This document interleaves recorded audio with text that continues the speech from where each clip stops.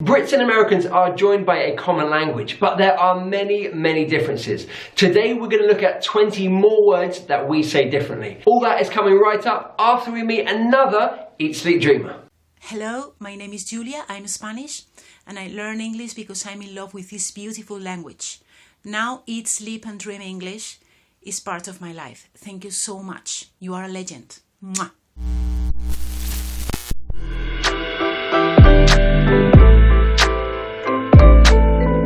In my last lesson about British and American English, we looked at words that were pronounced differently. Today, we're looking at different words that have the same meaning. Now, I'm sure you're going to know some of them, but I've added a few that maybe you don't know to keep you on your toes. Let's get started with number one. In British English, we say pavement for the area that you walk on along the street. In American English, they say sidewalk.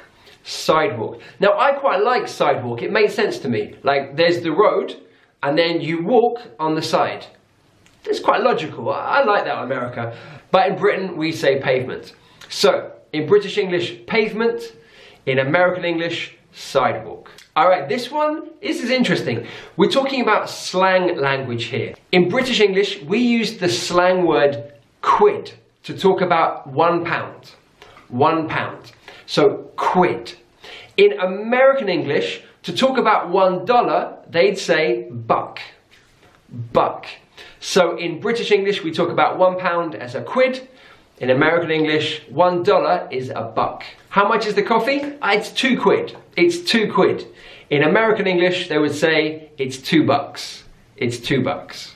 That's a good one. I like that one. When we apply for a job, we usually send a document that has all our experience, our work experience, our personal details, and we call it in British English a curriculum vitae, but we shorten it down to a CV.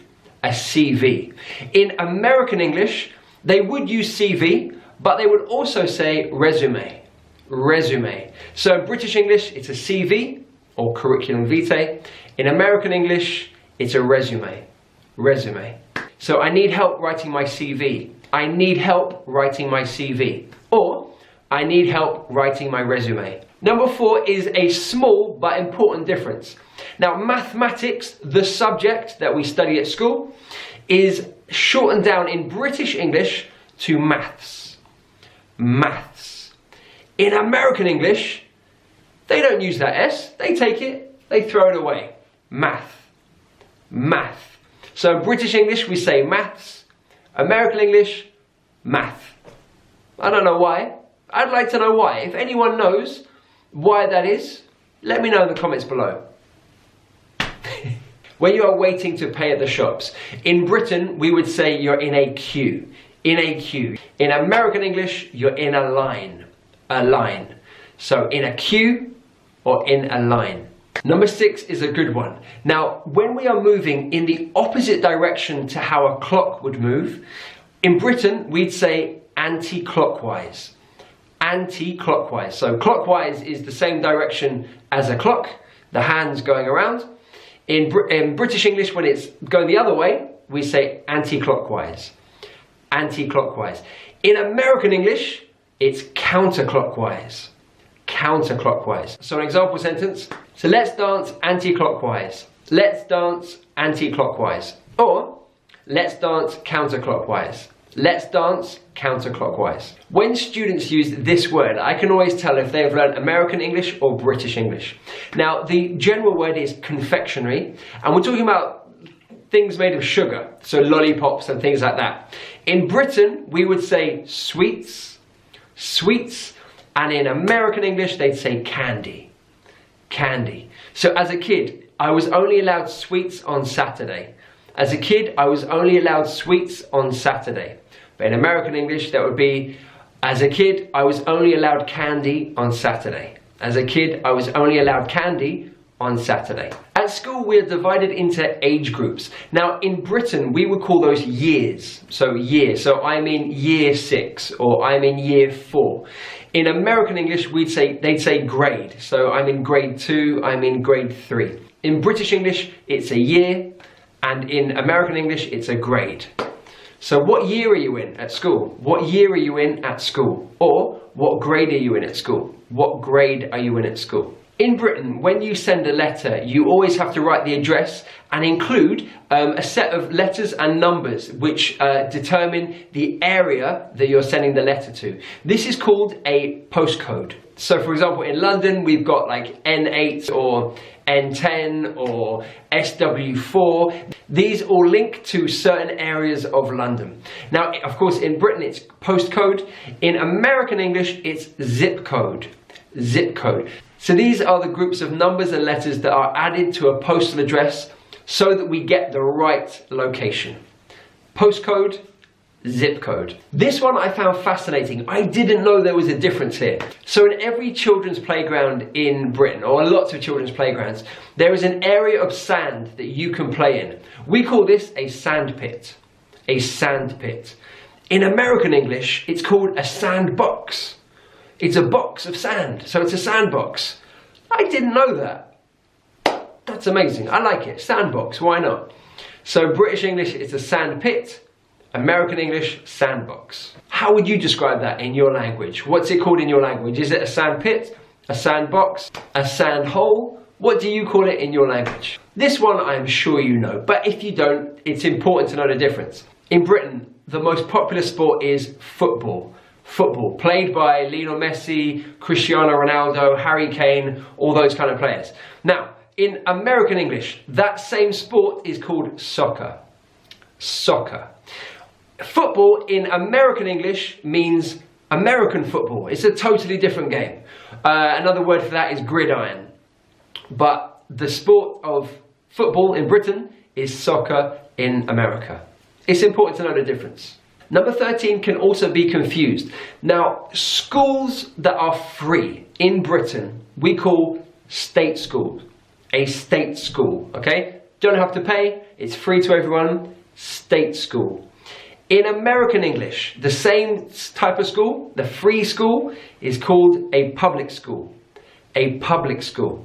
Now that's fine until you realize that in Britain, a public school is a very expensive school.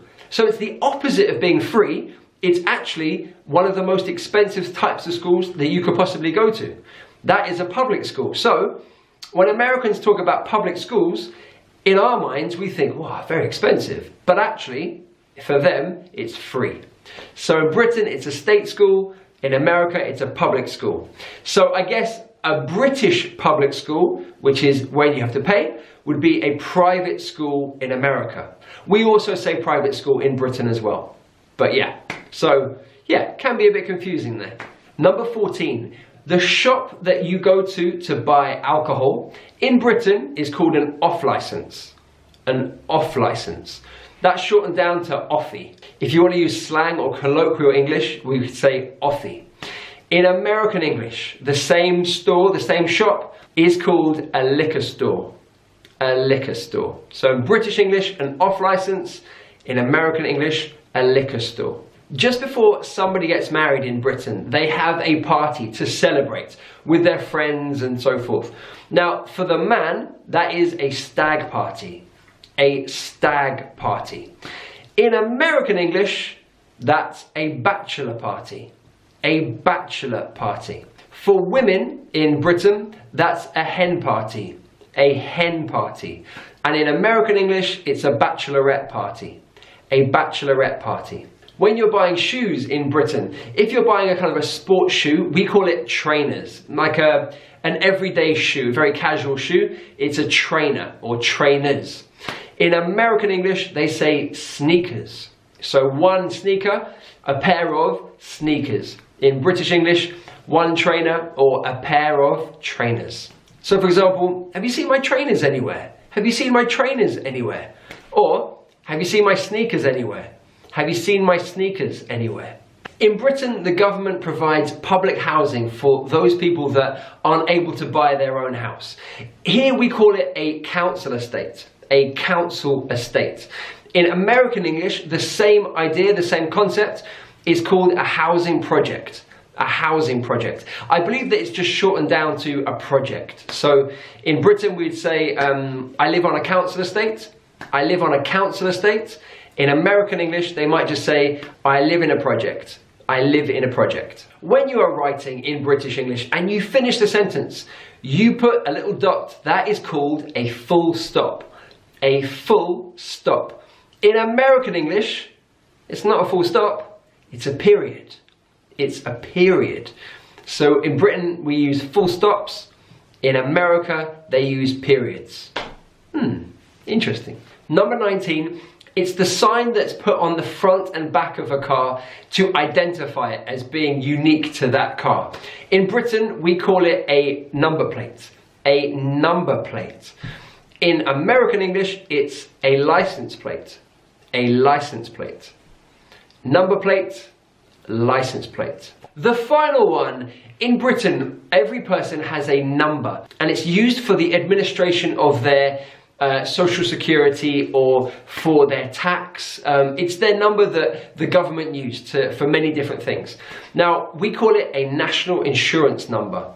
National insurance number. So if I get a new job, then I'll give my employer my national insurance number. They can tell the tax office that that's my number, that I'm working there, and so that I get taxed the correct amount. We use it for a lot of administration that goes on in everyday life. So in Britain, it's a national insurance number. In American English, it's a social security number. Social security number. It's the same idea, just described in different ways. National insurance number, social security number. All right, guys, I've got two questions for you. First of all, which one of those was new for you? Okay, so which difference was new for you? And secondly, obviously I've missed a lot of words out. So let me know in the comments below, which ones have I missed out that we should all know? If you write it in the comments below and then share it so that other Eat Sleep Dreamers can learn from you. We're a community of learners, so I want us to share our knowledge together. If you haven't already, guys, check out my other video, 20 words that Brits and Americans say differently. It's great, you'll really enjoy it, I'm absolutely sure of that. If you've enjoyed this lesson, please give it a big thumbs up and share it with anyone you know that is trying to learn English. Make sure you're subscribed, so hit that subscribe button and hit that notification bell. That notification bell will tell you when I release a new video, so you're the first to watch it. I'll be back again every Tuesday and every Friday giving you fresh, modern British English. Thank you so much for hanging out with me, guys. I've really enjoyed it. Until next time, this is Tom, the Chief Dreamer, saying goodbye.